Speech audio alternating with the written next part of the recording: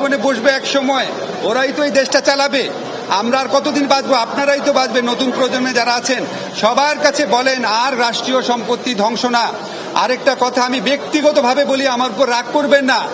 আমি জানি পুলিশ বাহিনীর কেউ কেউ বাড়াবাড়ি করেছে, কিন্তু আমি এরকম ফুটেজও দেখেছি যে পুলিশ বাহিনীর আহত একজন ছাত্রকে কাঁধে করে নিয়ে যাচ্ছে, শিশুর মতো করে নিয়ে যাচ্ছে। আজকে পুলিশের মধ্যে 10 জনের মধ্যে যদি একজন দোষী থাকে, 9 জনের উপর আপনাদের রাগ দেখায় না। এদের মধ্যে অনেক গরিব মানুষ আছে, অনেক ইনসাফ আছে মনে, এরকম মানুষ আছে, এই আন্দোলনের প্রতি সহানুভূতি ছিল এরকম মানুষ আছে। ওনারা আমাদের দেশের মানুষ। যারা দোষী আছে তাদেরকে অবশ্যই খুঁজে বের করা হবে, বিচার করা হবে। আজকে আমরা মহামান্য রাষ্ট্রপতি, মহামান্য আমাদের আর্মি চিফ, আমাদের নেভি চিফ, এয়ার চিফ সবার সাথে মিটিং হয়েছে। আমি মিটিংয়ের ব্যাপারে কিছু বলবো না আপনাদের, শুধু একটা জিনিস বলি, অত্যন্ত স্ট্রং ভাবে আমরা বলেছি প্রত্যেকটা হত্যাকাণ্ডের বিচার করা হবে।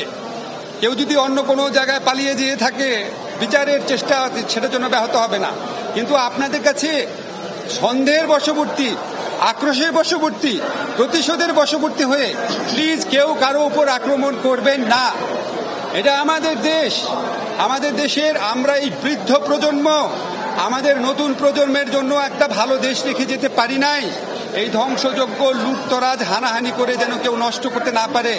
আপনারা অগ্নিসংযোগ, হত্যাকাণ্ড, লুটিং, একজন আরেকজনকে আক্রমণ, প্রতিশোধমূলক আক্রমণ, হিংসাত্মক অবস্থা বন্ধ করেন। সব কিছুর বিচার করা হবে।